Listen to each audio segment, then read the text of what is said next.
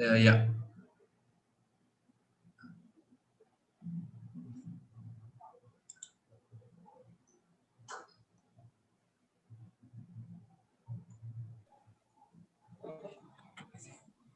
Rohan, I have gone live. Can you share those links in the 3 groups? అరే ఇప్పుడు నేను వాళ్ళు మాట్లాడడం నాకు అనిపిస్తుంది.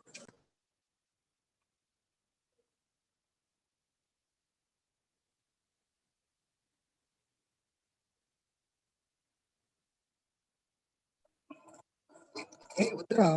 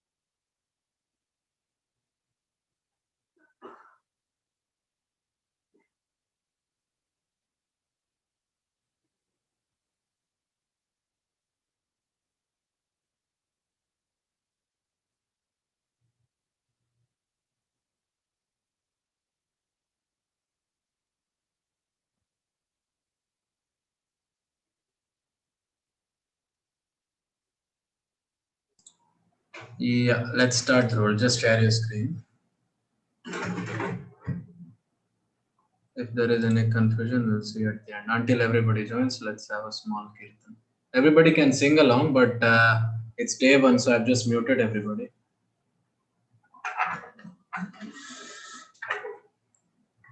Radha Krishna.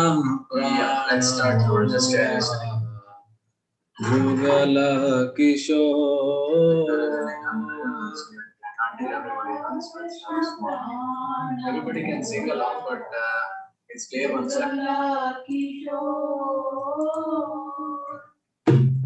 Radha Krishna Prana Jugala Kishore.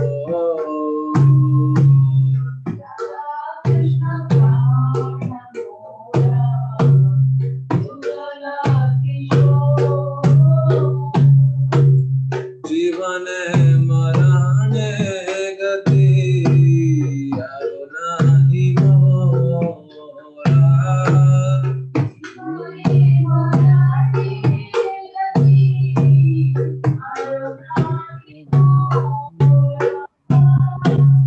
जीवन मरणे गति यारो नाही मोरा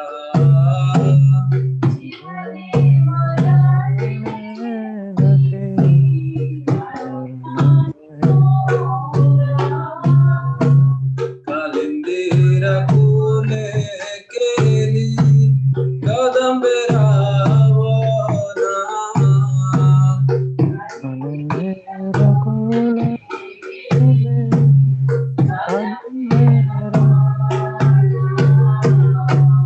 रत्ना बेदीरा उपाधि सब दूधाना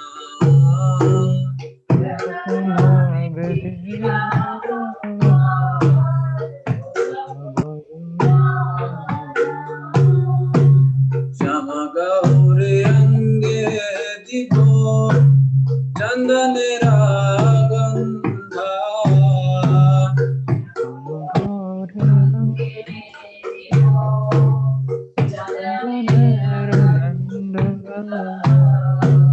चमरा ढुलाओ कबे तेरी मुखा चंदा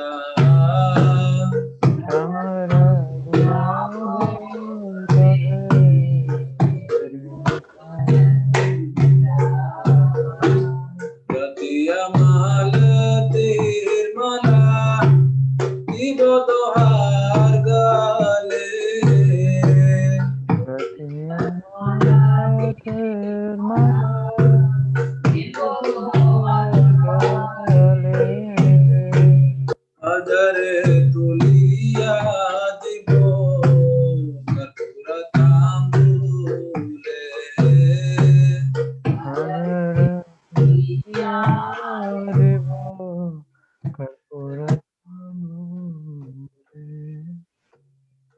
ललिता विशाखादि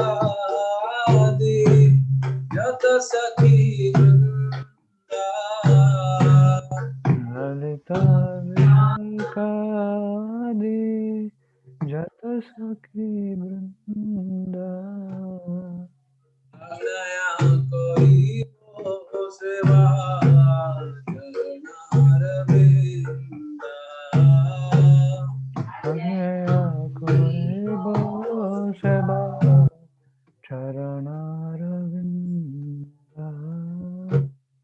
कृष्ण चैतन्य प्रभु दासरथो दासा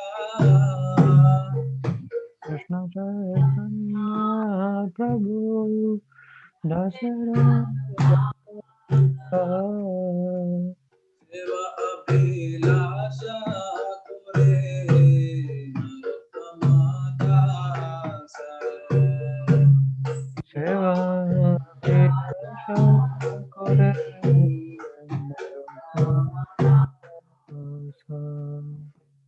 राधा कृष्ण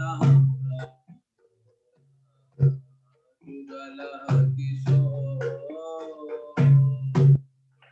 राधा कृष्ण नमोरा गल किशोर हरे कृष्ण हरे कृष्ण हरे राम हरे राम राम राम हरे हरे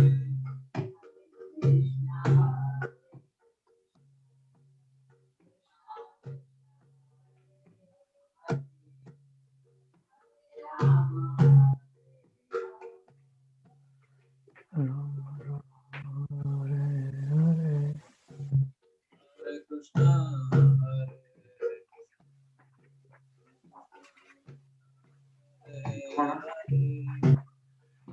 राम हरे राम राम राम हरे हरे हरे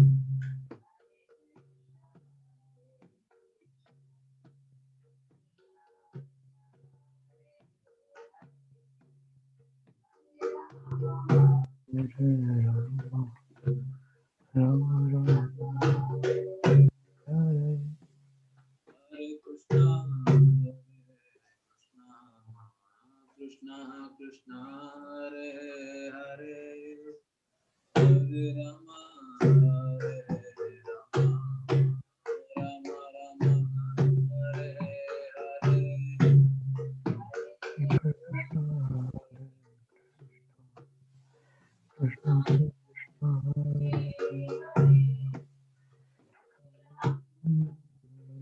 राम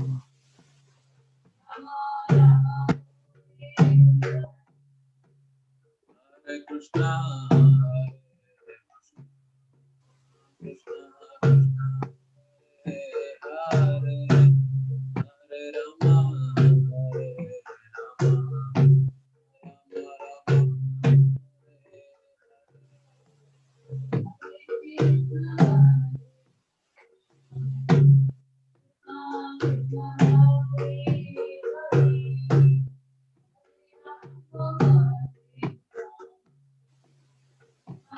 राम हरे कृष्ण हरे कृष्ण कृष्ण हरे हरे हरे राम हरे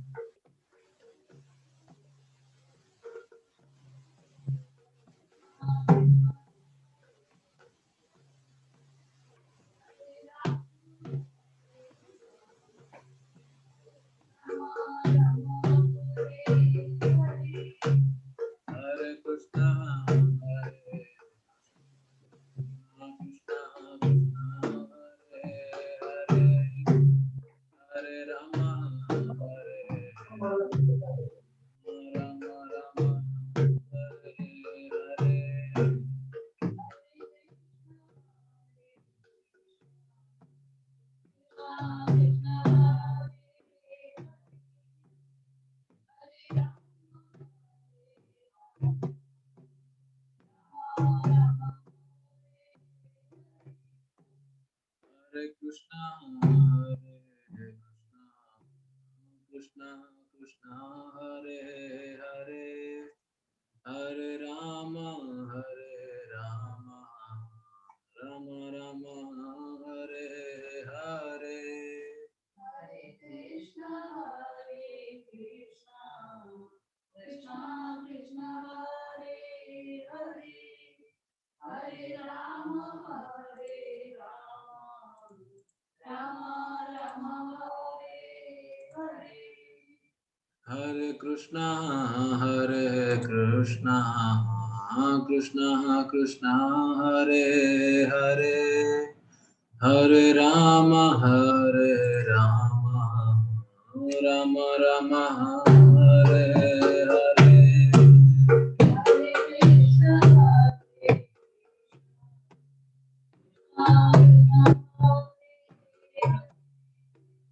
Hare Rama, Rama Hare Hare. Hare Krishna Krishna Krishna Hare Hare Hare Rama Rama Rama Hare Hare.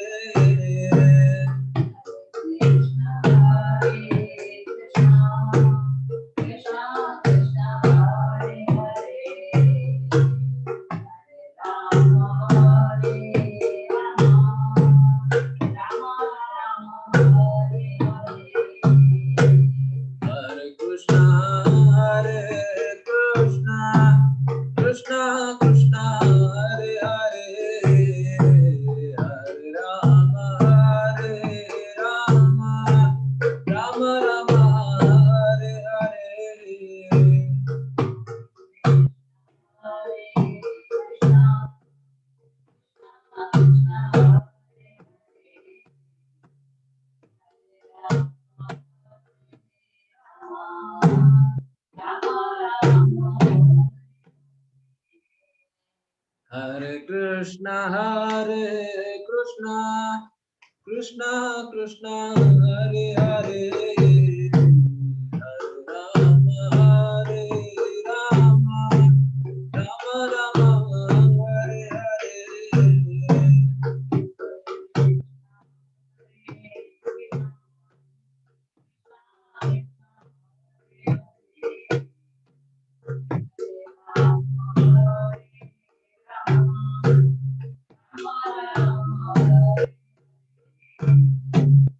Hare Krishna Krishna Krishna Hare Hare Hare Rama Rama Rama Hare Hare.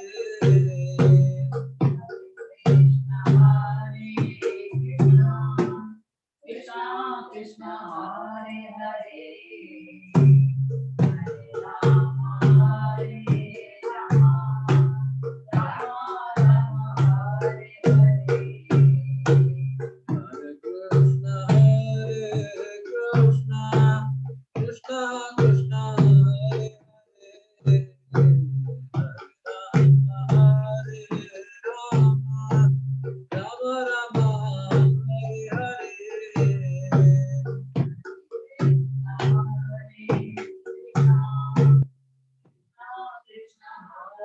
Hare,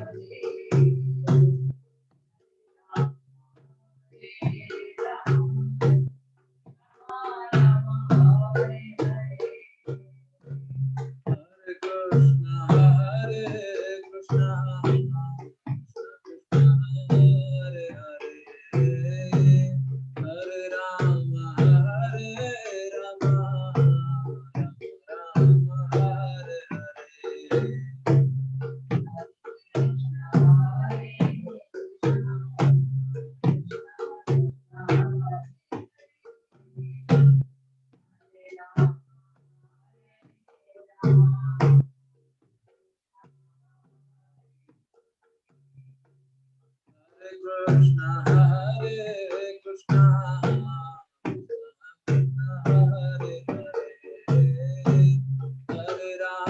Hare Hare Rama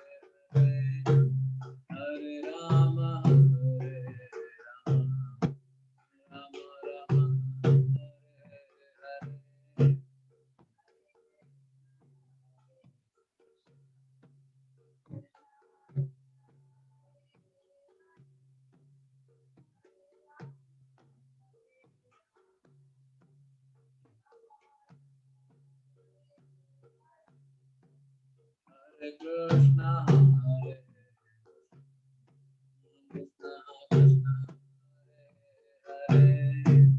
Hare Rama, Rama Rama, Hare Hare.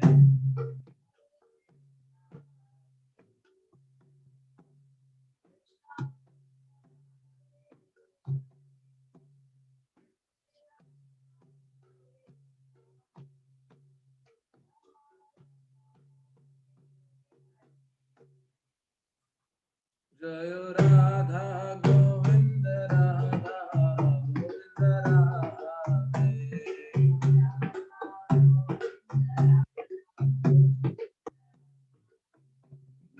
Gaura Hari Go Gaura Hari.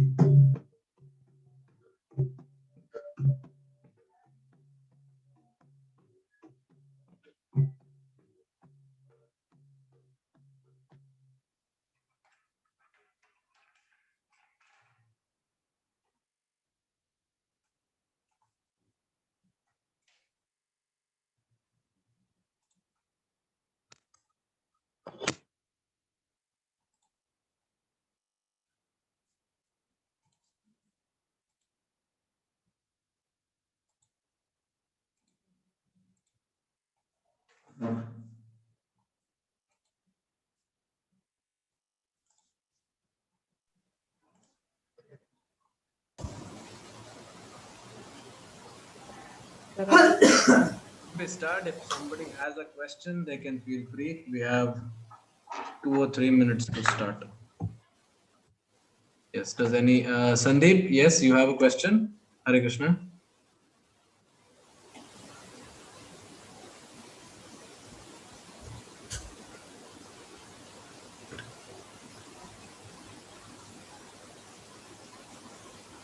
Yeah. If not, then I think just a request. Let's all stay muted so that there is no disturbance.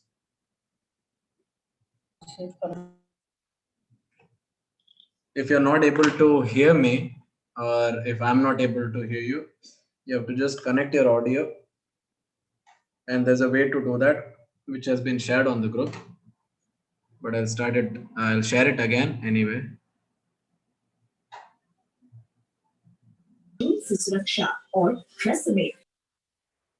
Yes, it's shared again on the group. Do check it.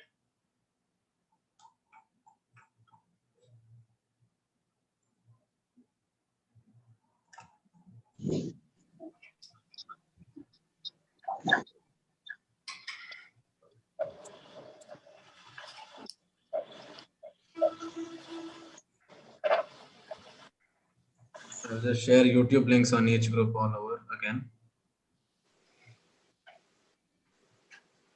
That's one. We're live on YouTube. In case you're not able to join, you can live. You can see it on YouTube. Okay.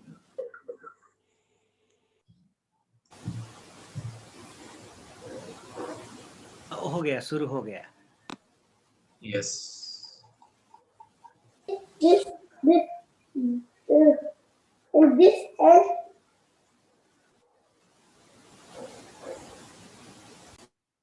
As today is day one, let's finish it under an hour. Every day every day I'll be finishing it within an hour, but today I'll be doing introduction in chapter 1.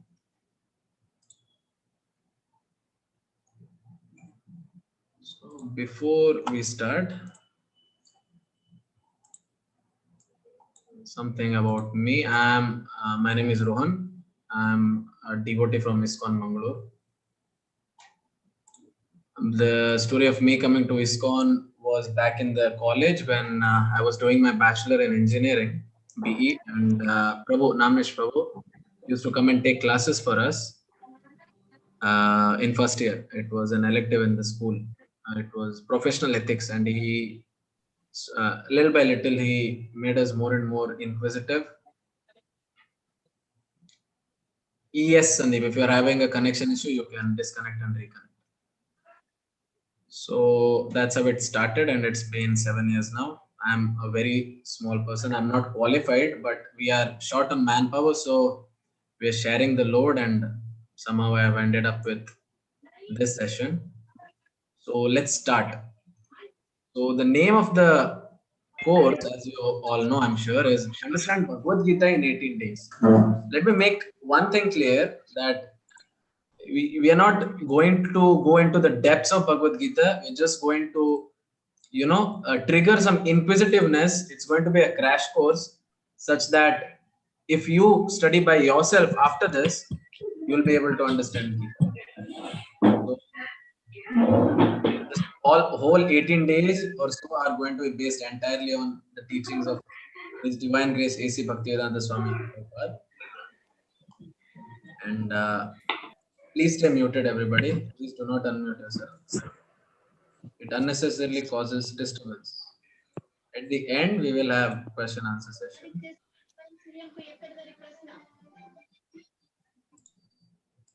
Yes.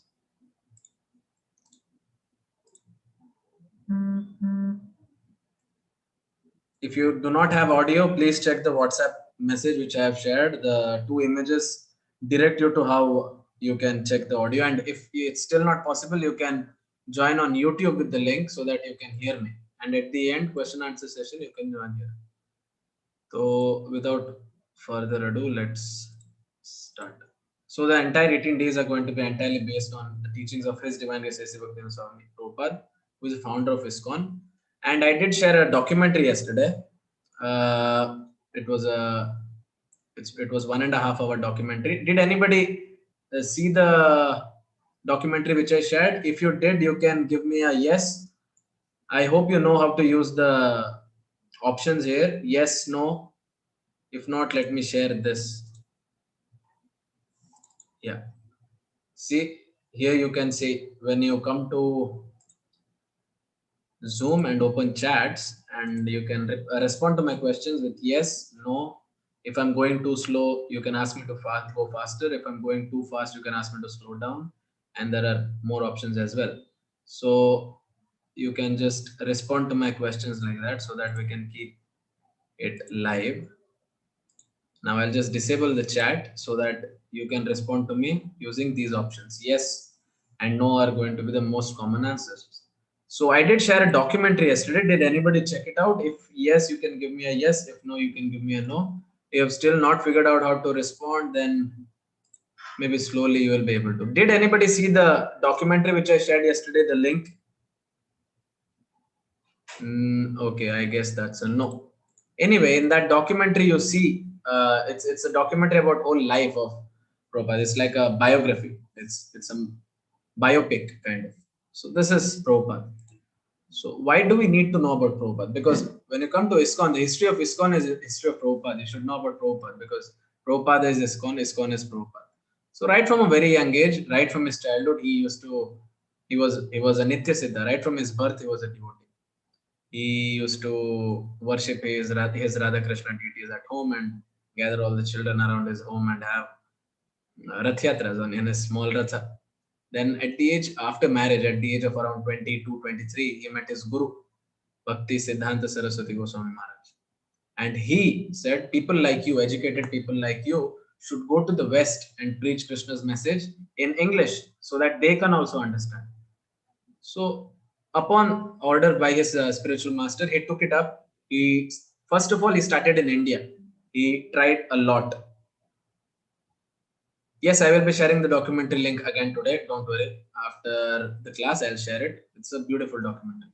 So after his guru's order, he took it up as his life's mission, and he started in his capacity in India, and he started writing a magazine called Back to Godhead, and he used to edit it, write it, even used to take care of the whole publishing work. He took it to the printers and he used to even distribute. But the problem is in India, it didn't pick up that well, and we can understand why. It was a lot of hard work. It just was not possible, and Prabhupada did not give up. He one fine day he said, "Okay, in India it's not happening, but my guru said go to the West, so I'll follow his orders." And he got a ticket on a cargo ship. Mind you, not a passenger ship. It was a cargo ship, which is supposed to take goods and luggage. On that he got on at the age of 69, or you can say even 70. At the age of 70, he got hold of a ship and went to USA. And on the ship, he had 2 heart attacks, but and he struggled through. And once he reached America, the rest is history. We know what ISKCON has done all around the world today. And I think you should watch the documentary. I'll not be able to do justice to the whole. So what did he give us? Firstly, he gave us back to Godhead, but then he has also given us a wide array of books, right from Shrimad Bhagavatam to Chaitanya Charitamrita to Bhagavad Gita to Krishna to we have a lot of books, and we are going to be discussing Bhagavad Gita in particular over here. So this is a small video which depicts his travel throughout the world.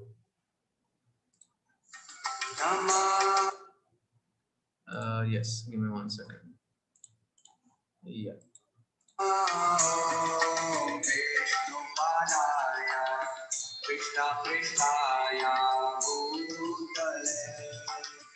Srimate Bhakti Vedanta Swami Iti Namine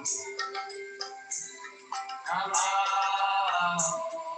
Vishnu Padaya Krishna Prasthaya Bhutale Srimate Bhakti Vedanta Swami Iti Namine Namaste Saraswate Gauravani Pracharine Nirvishesha Sunyavadi. So there isn't a single continent that he did not visit. He went around the globe 12 times. He visited 25 countries, Australia 6 times, and I'll be sharing this with you. You'll be able to see it in detail. And we are based in Mangalore, ISKCON Mangaluru. These are our DTs, Radha Govinda. Yes, and this is our location. If you ever want to visit us in Mangalore, that's after this whole pandemic situation is completely over, once the vaccine is out, and so this is the location. This is known as Nantur Junction, and right down here is ISKCON Radha Govinda temple. It's temporarily closed right now because of the pandemic. So Bhagavad Gita, and why? Bhagavad Gita is an epic scripture that has answers to all our problems. It was considered a spiritual dictionary by many. Mahatma Gandhi is one of them. It is a book of inspiration for many leaders across the globe. Nelson Mandela, or Martin Luther King Jr., or whoever. One thing you will find in common in great people, that is whether let's say Nobel laureates, whether it's physicists or Nobel Peace Prize winners or chemists or whoever it is, all the great people have one thing in common, and that is Bhagavad Gita. They read a lot of books, but Bhagavad Gita is definitely one of them. And I'm sure you know about Einstein. So what did these people say about the book? So this is what Mahatma Gandhi said, those who meditate on Gita will derive fresh joy and new meaning from it every day. And what did Einstein say? He said, when I read the Bhagavad Gita and reflect about how God created this universe, everything else seems so superfluous. What is superfluous? Roughly, if I translate it into Hindi, it would be khali poet, nothing. This entire universe seems empty. He says this entire universe seems meaningless and empty when I read Bhagavad Gita. And if Einstein is saying that, it has to mean something. So let's see if we can also try to take the taste they took. Another common question is, there are many Bhagavad Gitas. Why should I read only ISKCON's Bhagavad Gita? This is most common question that I hear. I have read that Bhagavad Gita. Is that okay? Why is it not okay? That Bhagavad Gita is also correct. Let's see. Why ISKCON's Bhagavad Gita as it is? Now, I'm sure I'm trying to use a current example. Phone, if you charge your phone with a damaged cable, probably you're going to end up with a short circuit, or your battery is going to be damaged. Or best case scenario is nothing gets damaged, nor does your phone get charged. Is that what you want? Definitely not. I want my phone to get charged. nothing to get damaged. But why does this happen? It's due to lack of contact between the source and receiver. Now the charger is not able to send the charge to the battery, or maybe it's doing something that it's not supposed to, like short circuit. That's because there is a breakage in the middle somewhere. Now, such an important message when you're talking about like Bhagavad Gita, forget this small examples of phone charger and all that. What? There's no big loss. But imagine that someone has distorted the message of Bhagavad Gita and is giving you that his own interpretation of Bhagavad Gita. Your life is doomed because you're getting something which is polluted and you're taking it as something great, and your whole life is going to be damaged. We have to take message of Krishna through the unbroken chain of disciplic succession, which we'll be discussing, I think, in third chapter. In detail, we'll be discussing disciplic succession, how it comes from Krishna to Brahma to Narada and so on to Srila Prabhupada to us, that is through this book. So Gita is a vast book, as I'm sure everybody knows. A systematic study of Gita will take at least a year. It's not going to be less than that. In 18 days, we cannot do that. It's not possible to make you an expert in Bhagavad Gita. So what we are going to do here is we're going to focus on the thought flow between Krishna and Arjuna. The objective of this whole program is to prepare you for a deeper study of Gita. That is the next level. So let's first go through this. So what is the mood of Bhagavad Gita? Arjuna's bewilderment and appearance of illusion, the keyword being appearance. Arjuna is bewildered and he looks to be very illusioned. He's like, no, no, no. I'm sure everybody knows he's going to say, I don't want to fight the war. So anticlimactic. This doesn't happen anywhere. Just before the fight scene, if you're going to take a movie as an example, the hero never says, no, I don't want to fight. There is always a fight. But here, Arjuna says, I don't want to fight. Why did Arjuna say he doesn't want to fight? He seems to be under illusion. He seems to be bewildered. This must be understood to be Krishna's arrangement. There is a nice Gita Dhyana. There is a nice Dhyana about this, which we'll be discussing in the upcoming slides. Let's try to understand first. If Arjuna was not confused and bewildered, there would have been no necessity for Krishna to speak the Bhagavad Gita to rescue him. Although Arjuna is the apparent first listener to Bhagavad Gita, it is for the benefit of me, you, and everybody else. Arjuna did not really need this. Take Hanuman, for example. Was Hanuman ever confused? Did Hanuman ever say, Nahi, main nahi jana chahta, I don't want to go to Lanka. It's going to be like this. I don't want to go. I'm tired today, you know. How can I go on next weekend? I'm busy today. I want to have some relaxation time. No, Hanuman always was willing to serve. Now, why is Arjuna saying he doesn't want to serve? There is a reason. So that reason we will see in the upcoming slides. Arjuna's indecisiveness. Just before the war, I'm sure everybody knows the scene of Bhagavad Gita. Krishna drove the chariot in the midst of both armies. Arjuna was in difficulty in having to fight Battle of Kurukshetra. He surrendered unto Krishna, and consequently, this Bhagavad Gita was spoken. Every journey starts from a single step. So this is the first step of this journey. This is a very, very famous Gita Dhyana, it's called. It was written by Shankaracharya. It says, Sarvopanishado gao dogdha gopalanandana partho vatsa sudhir bhokta dugdam gitamritam mahat. What it means is Sarva Upanishado gao. All Upanishads are like cows. There are 108 Upanishads. They are like cows. There are many cows. Dogdha gopalanandana. These cows have to be milked. And Krishna is that milker. Partho Vatsa Sudhir Bhokta. Partha means the son of Pratha. Who is Arjuna? Arjuna is like a Vatsa. Vatsa means calf. A calf is not going to really give you all the milk unless you show the calf. Calf has to be right there. That's when the cow starts to give that milk. The milk starts to flow. Now, what is this milk we're talking about? Dugdam Gitamritam Mahat. The Gitamrita, this Gita, this Amrita of Gita is that milk.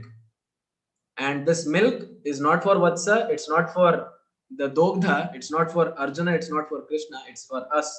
It's being distributed. All Upanishads are like cow, and milker of cow is Lord Shri Krishna, the son of Nanda, Gopala Nandana. Arjuna is the cow, the beautiful nectar of Gita is milk, and the fortunate devotees of fine theistic intellect are the drinkers and enjoyers of that milk. Please note that Bhagavad Gita is not a religious scripture. It's not about Hinduism. It's not against, Islam or Christianity. It has nothing to do with any religion. It has to do with dharma. Now, what is dharma? Dharma, what dharma literally means is, what is water's dharma? Water's dharma is to wet. The wetting property of water is its dharma. What is dharma of fire then? It has to be heat and brightness. What is dharma of sugar? Being sweet. Similarly, dharma of the soul is what this whole Bhagavad Gita is going to deal about. What is my quality? After 18th chapter, you will be able to know, you will be able to understand yourself. Why am I not happy? We all want happiness, but have we found it? We have been trying for, X number of years. I've been trying to find it for 25 years. Someone here might have been trying to find it for 50 years, but have we found it? We think we have found it, but then when we have it in our hand, we're like, no, this is not happiness. Maybe it's higher. Maybe it's higher, and we keep climbing and we're lost, and we are like, no, I was happy back then. I was happy in high school, but high school was so miserable. When you were in high school, you found it miserable. We always think happiness is either there or there. We have not found it, and we think confidence. Okay, happiness is one thing, but then we say confidence is everything. You should have self confidence, but who the people who are talking to us about confidence themselves turn out to be depressed. They come out years later saying, I was actually depressed during those days. I used to just speak. So why is this confidence just so hollow? So hopefully at the end of Bhagavad Gita, we'll be all able to answer this question. What is chapter 1 all about? Chapter 1 is basically nothing. It's just one thing. Different reactions to the same scene. Three people react differently to the same scene. What scene? The battleground. Who is the first person to respond to this battleground? This is the first shloka of Bhagavad Gita. Dhritarashtra Uvacha. Dharma kshetre kurukshetre samaveta yutsava mamaka pandavaschaiva kimak kurvata sanjaya. Dhritarashtra is the first speaker. He says, Dharma kshetre kurukshetre. He says, the holy land, which is Kurukshetra, Samaveta Yuyutsava. Samaveta, they have gathered Yuyutsava for the sake of war. We have this Brazilian martial art called Yuyutsu, or it's pronounced as Jiu-Jitsu. It's nothing but this word right here. It's Yuyutsu, art of fighting. Mamakaha Pandavascheva. He says, my sons and Pandu's sons. Kim Akurvata Sanjaya. What are they doing? This is what he asks. Dhritarashtra represents tamas, darkness or ignorance. Now, what is the definition of ignorance? Anybody wants to give it a try? Anybody wants to give it a try? You can unmute yourself and answer. Define ignorance for me, please. Is it lack of knowledge? Lack of knowledge? Yeah. Lack of knowledge can be said to be innocence also, no, Mataji? Give me the most undeniable definition of ignorance, anybody? Lack of intention of doing right. Okay, somewhat. Yes, you're getting close, but there is one thing missing. Anybody? One more try. Anybody? Is it Knowing avoid? that what is happening, but still Say lack of we awareness. don't want to change it. Yes. This is the closest answer. Maybe biased and not Seeing Bias, that confidence. yes. Thank you. That is the word I was looking for. Will Let it us- be let us make avoiding a something simple we don't English- like? Overconfidence. Aware of There's no everything. awareness. Still we didn't respond. I'll not just seeing things as they are. okay. How about this? Simply put, ignorance is that property of a person that makes them ignore the truth. Truth is right in front of them, but they will ignore it. Yeah, can we agree to that? They ignore the truth. Truth is right in front of them, but they ignore. Arey yaar, this is that is ignorance. That's why the word ignore comes then. Truth is here, but I don't want to see it. So Dhritarashtra represents that, and also is blind. So literally he is not able to see. But what we need to know is he had Vidura right beside him. Vidura, the most knowledgeable person. And he was constantly guiding him. He was telling him that your sons are doing this nonsense. Please stop them. Please do this. Control your sons. Control your sons. They are doing crime. They're doing crime against their own citizens. And Dhritarashtra was like, no, no, no. They're just children. They're innocent. They were 50-year-old men doing nonsense activities. And the father was not willing to see the reality of their sons. So that is ignorance. And that's why Dhritarashtra represents tamas. It's the truth is right in front of them, but they will ignore it. We see this in today's world also. So first shloka, Dharma Kshetre Kurukshetre Samaveta Yutsava Mamaka Pandavascheva Kim Akurvata Sanjay. So to better understand this shloka, so you can see he's in suspense. He's like, what is happening? Please tell me. Sanjay. Vidura, he doesn't want to listen to Vidura. He never listened to Vidura in the first place. So to understand this shloka, we have tried to break it down into a small illustration of how to make rasgulla. First you heat or boil milk. So that is what represents dharma kshetra. So when there is an auspicious thing happening like a housewarming or especially in South India, and I'm sure in North India as well, when some function is going to happen in the house, they boil over the milk. And this boiling over of milk is considered auspicious. So Dharma Kshetra, auspicious place, which is Kurukshetra. Samaveta Yuyutsava, he says. Then he says, Mamakaha Pandavascheva. My sons and Pandavas, Pandu's sons. See the kind of hatred he has. Imagine it was you or me, and your brother has died, and his children are, under your shelter. Would you say, hey, you're not my son, get away, you're my brother's son? There is always a difference between my son and you. Is that the right way? He's supposed to be the king of the world, and still he has this bias, you can say, between his brother's sons, his own brother's sons. What is his problem? He had that bitterness in him. He had that sourness in him. Like breaking a very beautiful example can be milk. It's a very nice homogeneous suspension, and if you squeeze a little bit of lemon in it, it just breaks into two separate entities, into whey and the curd, whatever. Let's not get into the biology of that, but you understand. He had that in him. He had that separatism. Mamaka Pandava. Pandu's sons never saw it like that. They actually respected him like the own father. Anyway, then he says, Kim Akurvata Sanjaya, Mamaka Pandavascheva, Kim Akurvata Sanjaya. What are they doing? Now this is a ridiculous question, isn't it? Krishna tried so many times to cancel this war altogether. He said, Arey, give them 5 little villages, not towns. Give them 5 little villages and let's not have a war. Krishna tried the ahimsa way. He said, let's not fight a war. Just give them 5 little towns and they'll be satisfied. So no need of giving them the kingdom. Although they had to return the kingdom.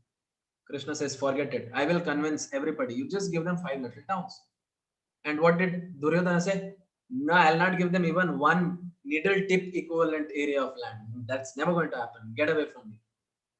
So it was completely, it was possible for Dhritarashtra to overrule Duryodhana's arrogance. He could have said, okay, me as the king, I will give 5 towns or 5 villages. No, he did not. He did not intervene. And now when there is no other option possible, and now when the war is about to happen, he's asking, they have gone to fight. No, what happened? There was all chance of diplomatically this problem being solved, but they did not encourage. And now he's hoping that something diplomatic has happened and the problem has gotten solved. So you can see the kind of mentality he has. That is very tamasic. It represents tamas. And you can also say this is where nepotism first started in India, you can say. We see nepotism. We're all surrounded by the word nepotism. This is where it started. The son is not worthy and yet he is getting promotion. Anyway, then Duryodhana comes. He says, Pashyetam Pandu Putranam Acharya Mahitim Chamum Yuddham Drupada Putrena Tava Shishyena Dhimata. He says, oh my teacher, behold the great army of sons of Pandu who so expertly arranged by your intelligent disciple, son of Drupada. So for people who have a little bit of knowledge about Mahabharata, know that Drupada's son, Drushtadhyumna, was supposed to be the death of Dronacharya. And here is Duryodhana coming and threatening his guru, saying, "See, your intelligent student has come, and he has expertly arranged his, the whole army." What Duryodhana was expecting is these five brothers have come out of the exile, come out of the jungle. Maybe they have gathered a few people. They'll come here, and there is not going to be any war. They will surrender to my power. Look at my 11 Akshayani Senya. It's so huge. There is no chance Yudhishthira and his gang can even gather two Akshayani Senya. They are destroyed, he was expecting. But then on the day of the war, he sees, oh my God, he has managed quite a huge army. There is a chance. I think he might win, and he's nervous. And he comes to his guru. He comes running and says, look at your students, what they have done. They have gathered all army and they have expertly arranged it. I think you're going to die. He's indirectly threatening his guru, saying, if you don't fight nicely, you're going to die. Because he says, Drupada Putranam, he says Putrena, he says, son of Drupada has come. He will kill you. You either protect me, Guru, or you will die. You see the kind of mentality he has. This is Rajas, that anger and that passion. It is purely Rajas. It's like a fire burning inside of him.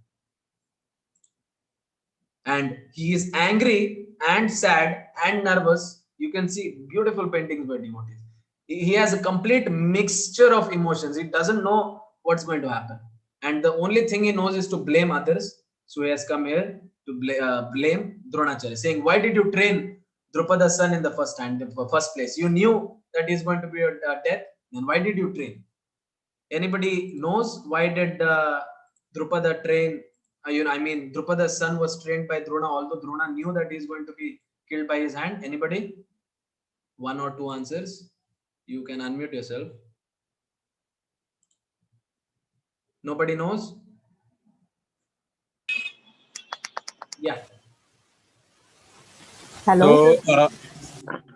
Hello. Yes, Drupad.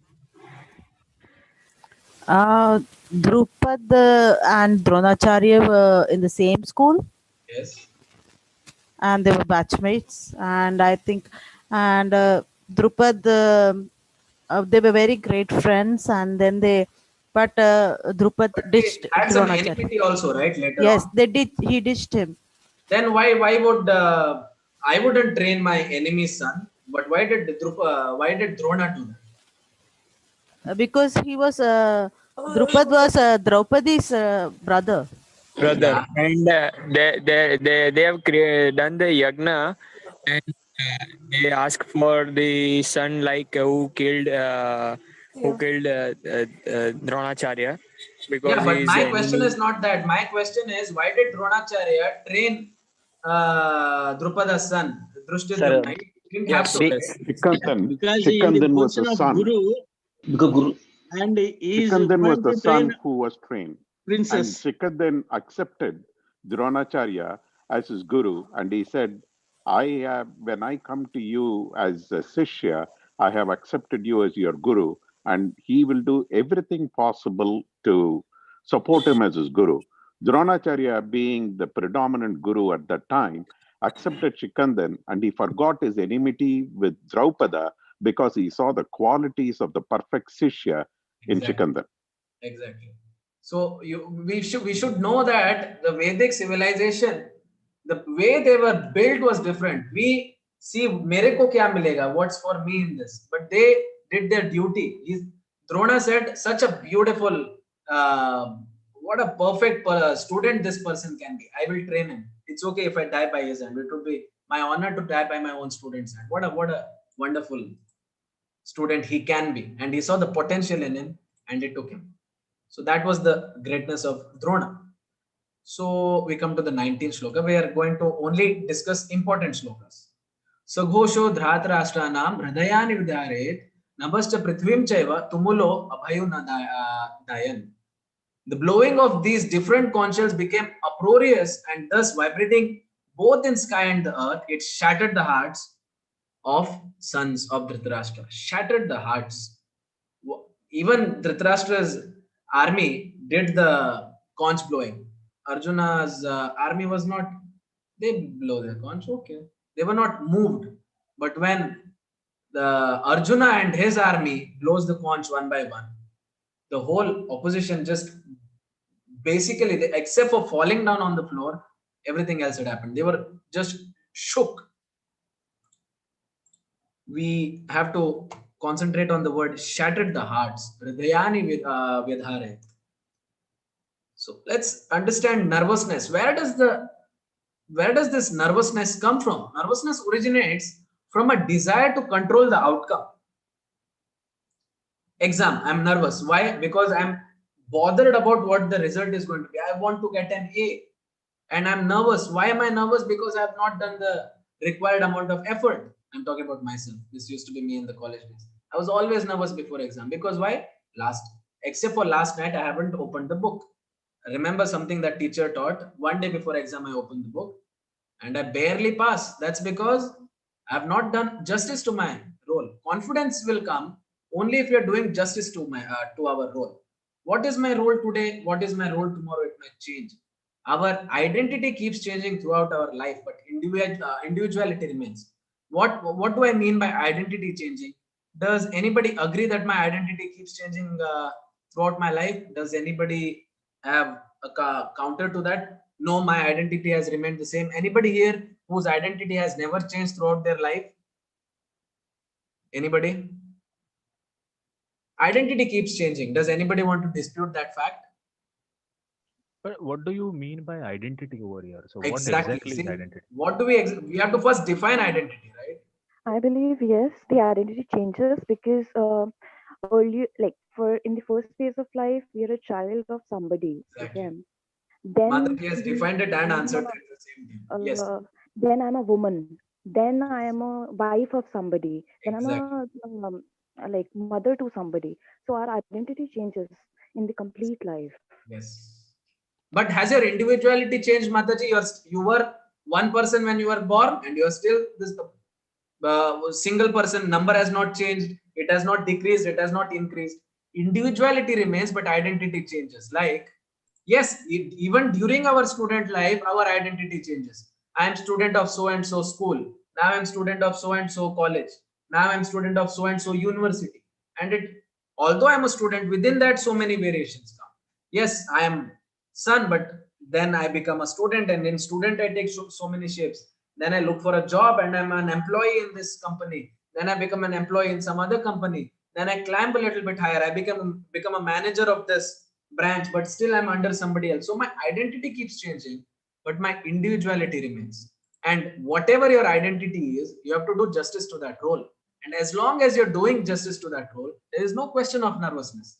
And when there is no question of nervousness, only then confidence can come. Otherwise, believe in yourself. You can do it. Do it. You can do it is useless. You do it. Circumstances are not under our control, but our reaction is. We saw that Dhritarashtra reacted in some ways. Like, what happened? Are they going to fight? It's a dharma kshetra. My kids are such adharmis. They are going to pakka die. He knows deep inside that his children are going to die because they are such sinful men. I cannot even say men, demons, and surrounded by such demons who encourage such demonic activity. And the war is happening in Kurukshetra. Kurukshetra used to be a place of pilgrimage back then, like we have Haridwar and today Kurukshetra used to be a place of pilgrimage. And if the war is happening in such a place, cheating is not going to work. Only truth is going to win. So circumstances are not under our control, but our reaction to that circumstance is completely under our control. Now let's see before we see how Arjuna reacts, let's first know that Arjuna was sure to win. There is no question. Arjuna is 100% going to win. Why? Because war is happening in Dharma Kshetra. And in Dharma Kshetra, anywhere Dharma will win. But in Dharma Kshetra, Dharma has to win. There is no question. The chariot which he is on is divine. It was gifted to him by Agni. And it could go in any direction. Up, down, left, right, front, back, all the Ashta. Any direction it can go. And on the Dhwaja, there is Hanuman. Arjuna goes and prays to Lord Hanuman. He says, Lord Hanuman, you have served Lord Rama such beautifully. give me the same strength to serve Lord Rama again. Give me the same strength to serve Krishna again. I want to serve him. And Hanuman says, you go ahead. With you, I'm there. I'll be on top of your chariot. I cannot fight the war for you, but I'll be right there beside you. Shankanada, we just saw that when Shanka was blown by Arjuna's party, hearts were shattered. It is mentioned in the history. And jo dar gaya, wo mar gaya. We know that. The kind of weapons that Arjuna is carrying are divine. Gandhiva with Pashupatastra, which is a very potent missile which can take down any target. Such epic, we can say, even by today's, especially in today's world, we say epic, literally epic weapons Arjuna had. So there is no question of him losing. And we have skipped the shloka actually. Tyakta Jivita. Duryodhana says, Tyakta Jivita. So many people, we have heard of the word Panauti, right? Apshakun. Something in which you shouldn't have said, you said. That's what Duryodhana says. He says, my so many great friends have come, they are willing to die for me. Chalo, they will die for you. Tathastu. The war started on Mokshada Ekadashi. And whenever you start serving the Lord, when you're serving the Lord on Ekadashi, the Lord takes care of you. Bhagya Lakshmi is on Arjuna's side. What do I mean by Bhagya Lakshmi? Goddess of fortune. We say na, Are yaar, nasibi kharab hai. I don't have luck, you know. If I had luck, I could do it. Yes, luck will be granted if Bhagya Lakshmi is with you. Bhagya Lakshmi will be with you if Rishikesha is with you. Rishikesha, Swam Krishna. So always remember, if you run after money, money won't come. But you run after Lord, you want to serve the Lord, money will come and join you. Say, asking you to chalo, serve Lord properly now. Because money, Bhagya Lakshmi is also servant of Krishna. Krishna will give you proper arrangements to serve. So these are the reasons why Arjuna was definitely going to win. Now let's see Arjuna's sattva. Arjuna is a very, very, very sattvic person. He is not person. He's basically a demigod. He's such a great devotee. He's crying. He knows he's going to win. There is no doubt about it. But he doesn't want to fight. Have you ever seen such scenario anywhere? No.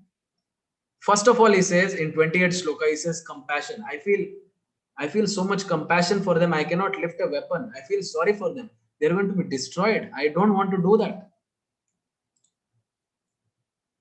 See, you can see the tear in his eye. Then he says, no enjoyment. What will I get if I win also? Because at least if I lose, I have my family members around me. Look, my guru, my great grandfather, my grandfather. So many great people are there. I cannot attack them. If I attack them and kill them also, what is the fun of being the king of the world? There is no fun. Koi fayda nahi hai. Then he says it is sin to kill. I will not kill because if I kill so many people, forget this Duryodhana and all, they are sinful. Killing them may be fine, but so many innocent soldiers will also die. I don't want to do this because it is sinful, Krishna, and I don't want to do this. Then he says family traditions will be destroyed. He says Varna Sankara. He says Varna Sankaras will be formed. What is family traditions? A father, let's say a principled father, if he dies at a very young age and he cannot transfer all his principles, all his ideas, all his morals into the son is going to be exposed to the world. And more often than not, the son is going to end up in bad association. And in this bad association, he is going to become a bad person. And his son, in turn, is not going to get any lesson from this spoiled father. So the whole family tradition is going to be destroyed. And he says, I will be responsible. If I kill these people, I will be responsible for destroying family traditions. And I cannot do this. My Lord, please save me from this indecision. In the next chapter, he actually says, I'm not able to decide.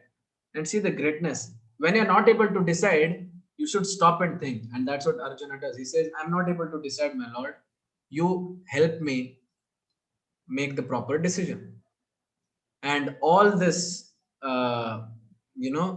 illusion is arrangement of Krishna so that Bhagavad Gita can be spoken to us. Otherwise, we would not have Bhagavad Gita. Now, out of these 5, which can you relate to?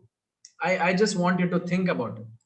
Is it compassion? What do you think is the right excuse, let's say, which Arjuna has chosen? Is it compassion? Is it there is no enjoyment afterwards? or is it sinful to do it? Is that the right excuse? Is it family traditions, or is it indecision? He is not able to decide, and that's why he shouldn't fight. And also, can you think of any other reasons not to fight? I'll open this for discussion now. If you can think of any reason apart from these five, please raise your hand so that I can systematically unmute you one by one. Anybody can think of any reason apart from these five that Arjuna shouldn't fight? Or you would give if you were Arjuna to say, Krishna, I don't want to fight. Don't say tired and all. Give me valid reasons that Arjuna shouldn't fight apart from these five. Yes. Rashmi Mataji raised her hand first, so she can answer. Yes, what is your excuse, Mataji? Why I you think it's ahimsa and adharma. ahimsa and adharma? So you're saying sin. Yes. Yeah. I just want to make clear that all the excuses that anybody can give, Arjuna has thought of and given already. Anybody else? Shipra Mataji? Yes.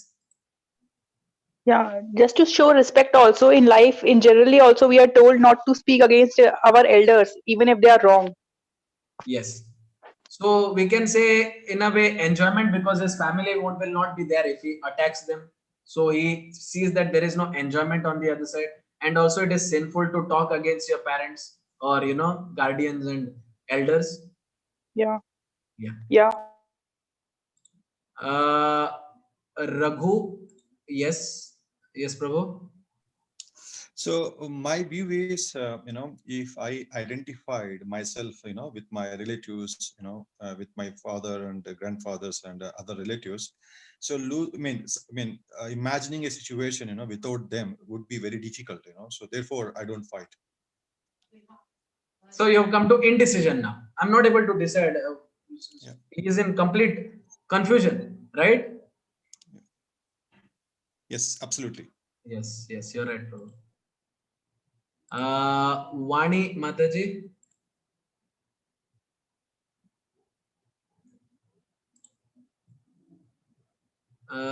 Kumar is my classmate. Yes, Kumar. Sarvesh, what's your excuse? Yeah, I think that since all the Pandavas were not the biological child of Pandu, so they don't have any right over Hastinapur. Okay. So you they brought. shouldn't fight. So you brought what Constitution of India into that? No, I was thinking of some other reasons beside these five.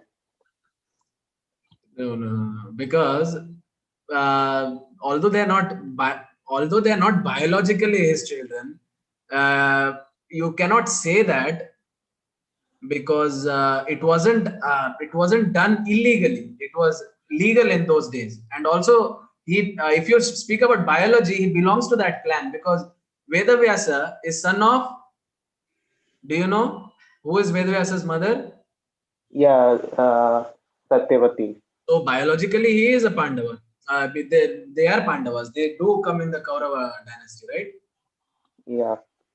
So yeah, and no, yes and no. Anybody else, whoever this is, $, hashtag at, yes. Sir, he may have think that he is very powerful, Arjuna. Mm. So he may have think, because of that overconfidence, he may think that he can destroy everybody in that war. So he may have think like that. Think so, like. Are you saying? Like, are you giving me an excuse for him not to fight, or are you saying? I'm not getting it. He may think that he is very powerful. So if he fight, he can kill everybody. He is powerful. So like that that. is a fact. But without Krishna's help, he cannot win, no, sir. Yeah, and that's why he's saying I don't want to fight. He knows Krishna will somehow have him win, but he's not able to decide clearly because he's feeling compassion. He's feeling that Krishna, with you, I will be able to destroy all of these, and I don't want to. I love them so much. He has that attachment. Somewhat, yes. Anybody else? Hello. Yes, Hare Krishna Prabhu. Yeah, I have two reasons. The first one is that killing people would bring bad karma to him. Yeah, that is sin. Yeah. That is and then the third, and the second one is that he will not be happy. I mean, an eye for an eye will make the whole world blind. So you're coming to 2 and 3. Yeah, I mean enjoyment, but I'm also talking about another point, which is like which I mentioned, that an eye for an eye make the whole world blind. So what is the purpose of fighting hatred with hatred? Whole society is going to collapse like this, right? Hmm. So family tradition. See, the only point I'm trying to make here is Arjuna is so smart and brilliant that he has not left a single, excuse. He has covered all the excuses. So there is no way out. Anybody else has any more excuses? I don't think so. So that summarizes chapter 1, and in chapter 2, all these excuses of Arjuna will be demolished one by one. So this is the summary of this entire chapter.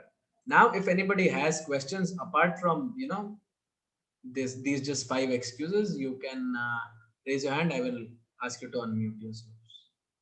Yes, I think Shipra Mataji has a question. Yes, Mataji. Hare Krishna. Yeah, Hare Krishna.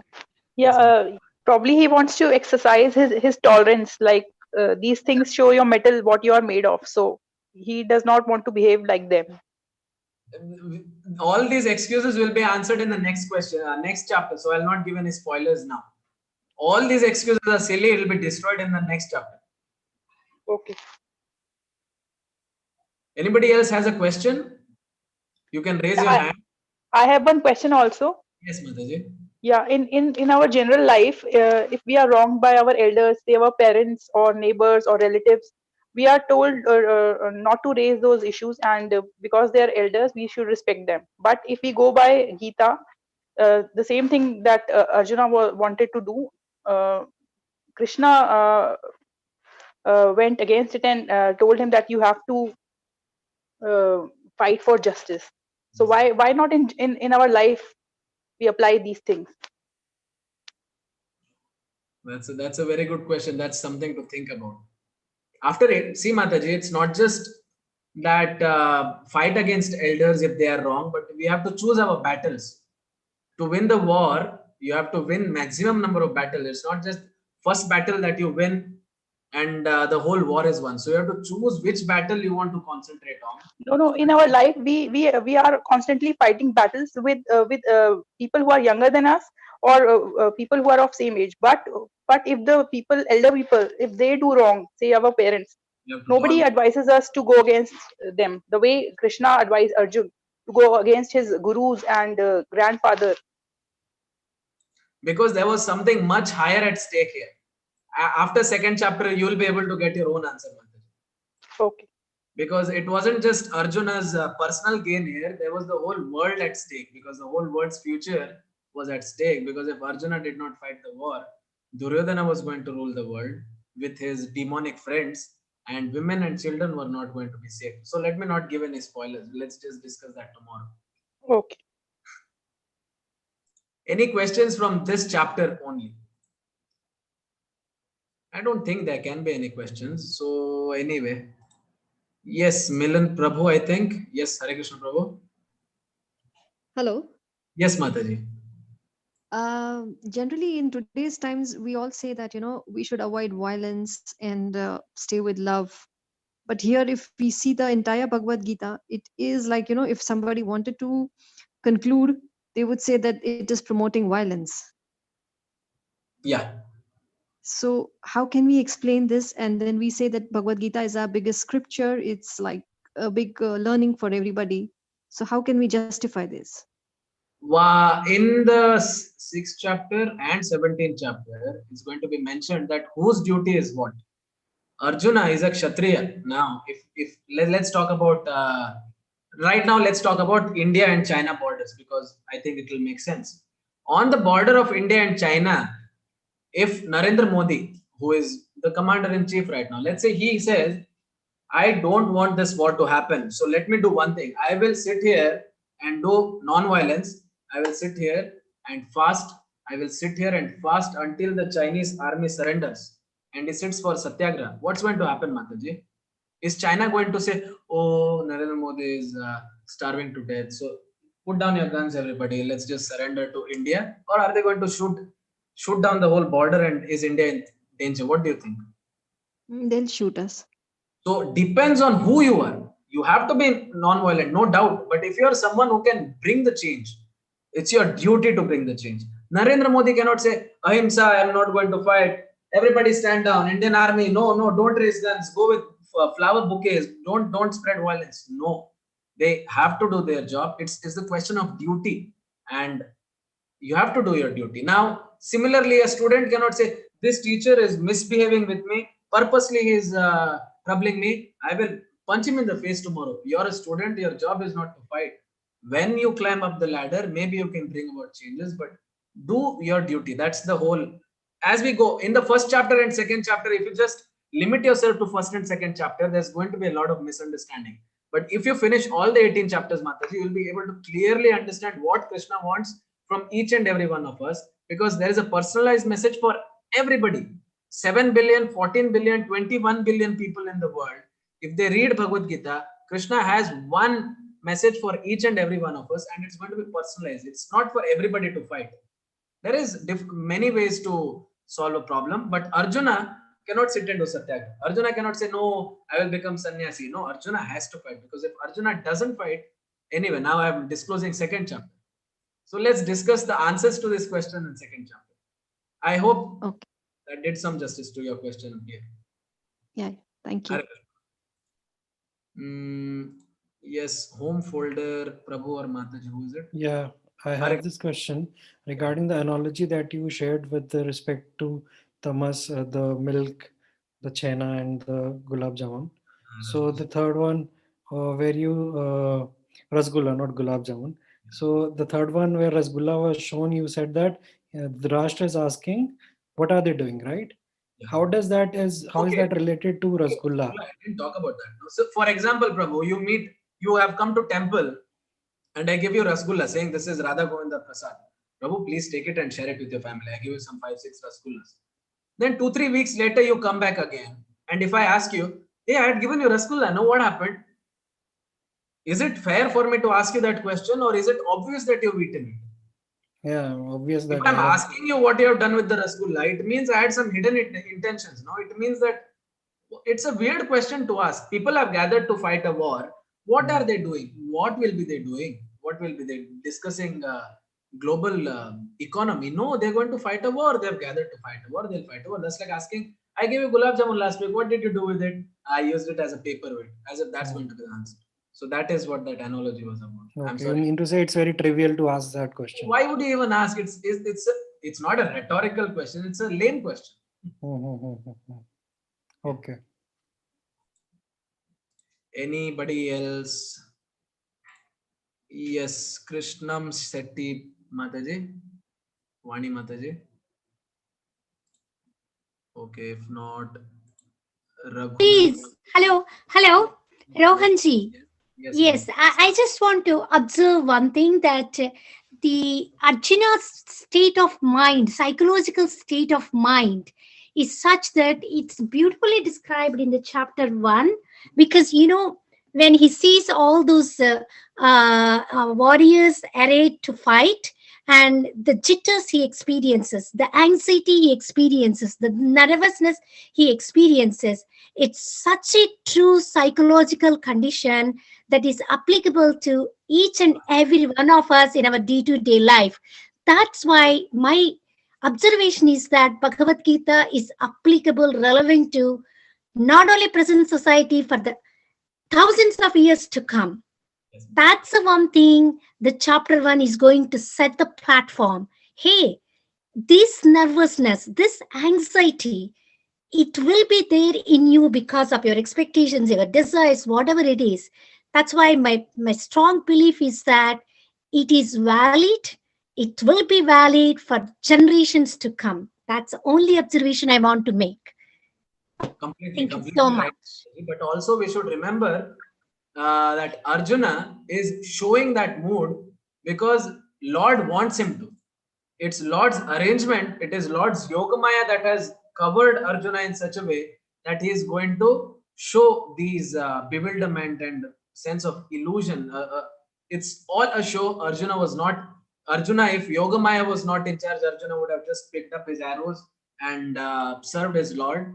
But because Bhagavad Gita has to be spoken, and even Shankaracharya has said, which we discussed in the beginning, Saropanishado Gao Dogda Gopala Nandana, Partho Vatsa. If Partha was not Vatsa, the milk would not have been delivered to us. And for that sake, Arjuna shows that mindset. Yes, but we in today's world, we are always in that mood, but we are not in that mood because of Yoga Maya. We are in that mood because of Mahamaya. We are like Kama, Krodha, Lobha, and all this has encompassed us. And under this, we are feeling all these bewilderment and anxiety. Yes, Babu Prabhu, you have a question? Hare Krishna Prabhuji. Hare Krishna Prabhu. Yeah, is it because that Arjuna had Sattva by default, by birth, and that's why he was reluctant? Maybe if you had Rajaguna, you wouldn't have fought. Exactly. That you can also say it in that way, because he's such a wonderful, kind-hearted person that he cannot bring himself to uh, lift weapon against so many people. Yes, he has won many wars, but it was always against demon kings. It was never against such ambiguous people like Drona and Bhishma. They are such. He says, I should worship them. Arjuna says, I cannot raise my weapon against them. I should do arti of them. How can I attack them? Krishna, I cannot. In detail, if you study this chapter, you will see. He says, Krishna, I cannot attack them. I should worship them. How can you expect me to kill them, Madhusudana? He says, Madhusudana. Malab, he's being sarcastic. He says, you're killing demons and you're asking me to kill my own teacher and grandfather. This is not fair. They're close friends, no? So they're having that exchange. And Krishna also has loving exchange with him. We will discuss that as the chapter goes on. But yes, because of Sattva, he has that kindness in him, and that compassion comes out because of that Sattva. Yes, Prabhu, that's a very good observation. And maybe the kindness only was holding him back. Maybe Krishna had to tune him or mold him to come into Rajaguna as to follow his Kshatriya. Your kindness shouldn't become weakness, because Correct. too much kindness might be.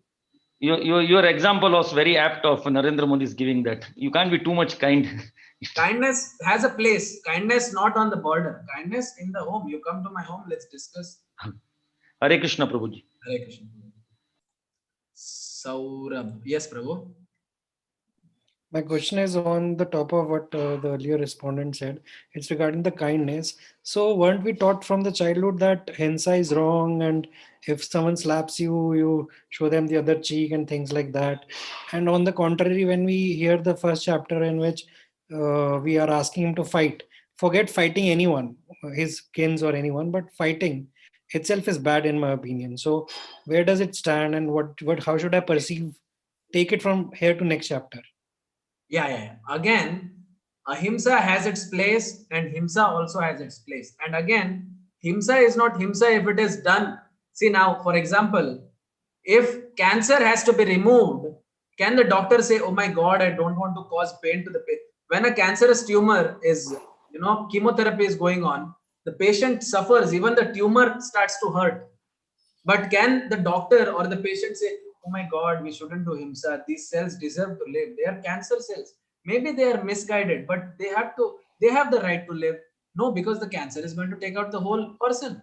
Similarly, if Arjuna, let's take an analogy of a surgeon. If the surgeon says, no, I cannot hurt this tiny little tumor. It's so innocent and cute.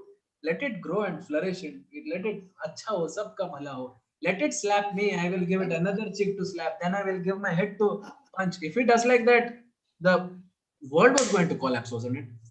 But Rohan, I would like to just share a different opinion, which is that I may not be doctor type, okay? I may not be Kshatriya.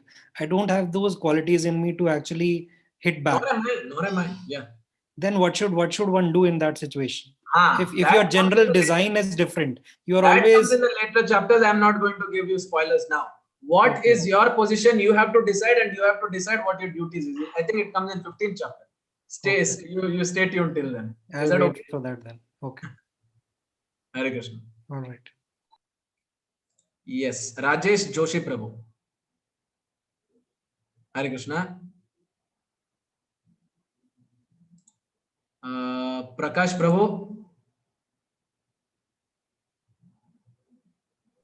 Hare Krishna. Yes, Hare yes. Krishna. Hare Krishna Prabhu, my question is battlefield of Kurukshetra. Why was that area, the Kurukshetra was chosen, and how is decided that the battle is going to be in the Kurukshetra? Yeah. So what we have to know is this was the actual First World War. When we say First World War, there was a few countries in the Europe and a few countries over there. They just had a fight and they went off. So many countries fought they didn't even know. Like India, majority of people do not know that India was involved in World War One and World War Two. We were so-called involved in both the world wars, but this was not really World War. So many countries were unaffected. Real World War was this. People actually, there is mention of kingdoms from South America, of course, North America, Europe, Afghanistan, and Arab countries of today, China, and Japan, and I believe even Australia. Many kingdoms took role from all the seven peoples, and the war was going to happen. So what they had to decide, logistics wise, they had to decide, if we fight war there, it's going to be close to everybody, but there is no water source, the cleaning is not going to happen, the drainage is going to be a problem, people are going to die by disease, not war. If we go there, cleaning and all you can maintain, there is good water and fertile soil, but there is not big enough, plain ground to fight. So out of all the possibilities, they had to fight on Kurukshetra because 18 Akshohinis had to fight with good supply of food, water, the sanitation and all that. And based on that, Kurukshetra was chosen. Anyway, it's not related to Bhagavad Gita, but yeah, it was based on all the logistics. It was decided that it will be fought in Kurukshetra. Thank you, Hare Krishna. Hare Krishna. Raghu, yes. My question is on indecisiveness of Arjuna. So my question is, had it been, the enemy is not of their relatives. Let's say they are, persons which are those are not, relatives to Arjuna. So in that case, would he be indecisive like this? He has fought many wars. He wasn't indecisive before. He was never indecisive. It was unexpected. Nobody expected Arjuna to be indecisive. But Krishna knew he was going to be indecisive because Krishna made him indecisive. That's why Krishna said, I will be your, charioteer. Because Krishna wanted to be there when he gets indecisive and he wanted to deliver this whole Bhagavad Gita. So no, Arjuna would never have been indecisive. He's by far one of the greatest warriors to be ever walked on this planet. So no, he wouldn't have been indecisive. But this indecisiveness should be understood to be an act of Krishna so that Bhagavad Gita can be delivered. So no, he would not have been indecisive otherwise. But I can also say because of attachment, because the enemy is of their gurus and relatives and brothers. Therefore, attachment is the main reason for the indecisiveness. Yeah. It's all these five reasons are interlinked. One leads to another. Yes, but again, remember, we should not pull Arjuna down to our level. He is billions of times greater than us. We should just know that Arjuna is playing a role of a vatsa. He is being a calf such that cow can be nicely milked. Just remember that. Otherwise, it's going to be an offense. Yeah. That's where I have same point again. So sorry to make it. See, when you are putting these 5 points as a matrix, to compare, to say that because of these 5 reasons, Arjuna was not fighting. But so the same matrix should be used even the enemy is not of their relatives and brothers. So yeah, then he never used this before. Yeah, then you will not think about sin. You will not think about family traditions. You will not think about enjoyment. So all these will not be a matter of concern if the enemy is not their relatives. So therefore, he was like an ordinary person, in my opinion. He is made to think like an ordinary person. Yes. Thank you very much. And also, he has never fought such a huge war. This is the biggest war he has ever fought. This is the biggest war that ever happened on Earth. So yes, let's take a few more questions and end for today. Prakash Prabhu. Jai Shri Krishna.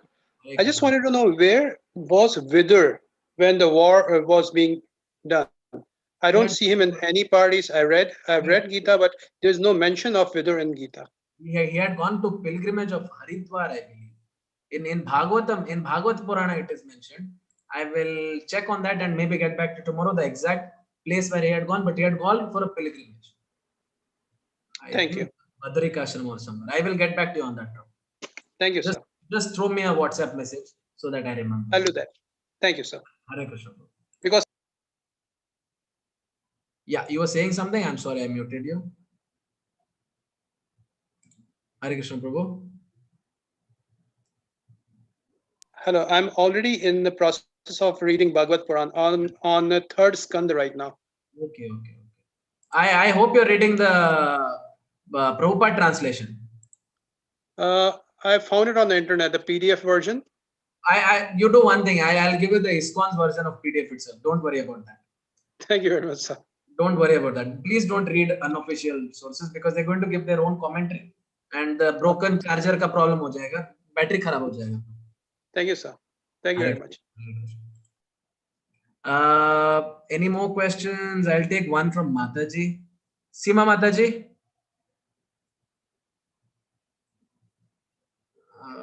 Are you there, Seema Mataji? Yeah. Yeah, Mataji. I would like to talk in Hindi. चलता है माताजी.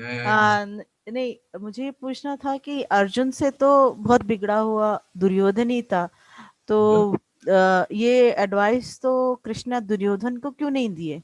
ये ना कृष्णा गए थे ना दुर्योधन के समक्ष गए थे और बोले कि यार कुछ मत दो, 5 गांव दो, मान जाएंगे, पूरी दुनिया तुम रख लो, इनको बस 5 छोटे गांव दे दो, इनको अपना गुजारा कर लेने दो.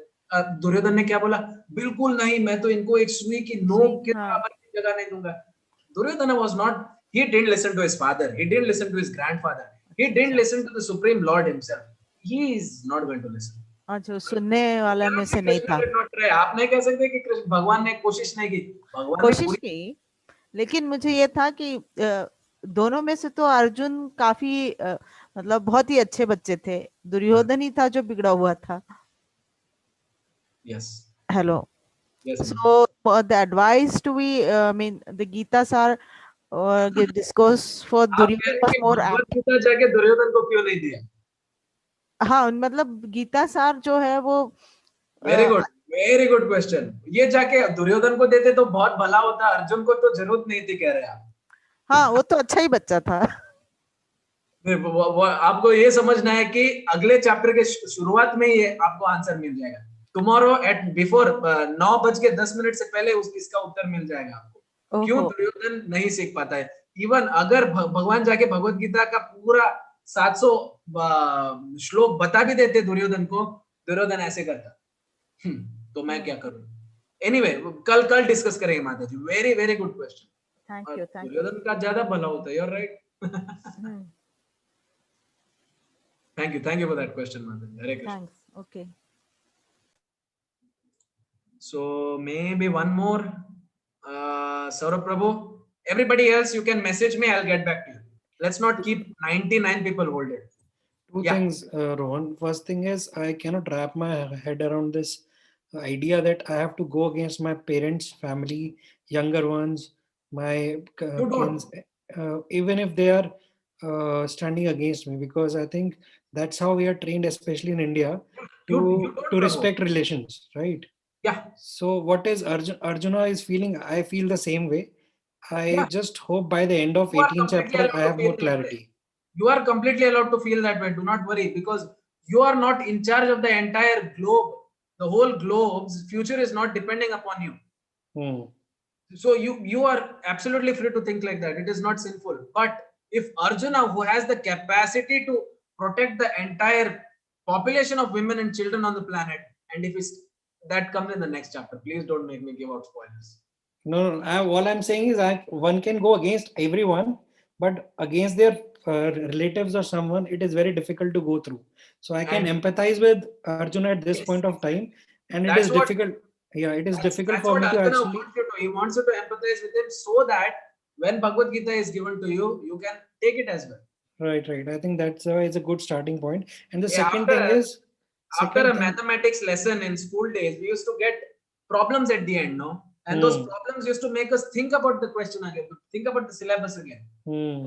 The problem is given so that you become very well versed in the subject of mathematics. Similarly, these 5 excuses are given by Arjuna so that they can be systematically destroyed by Krishna. And Krishna does it in just 1 chapter. In 2nd chapter, he destroys the whole illusion. And remaining 17 chapters are actually its and bits and a little bit of basics. But 2nd chapter is known as the summary of Bhagavad Gita.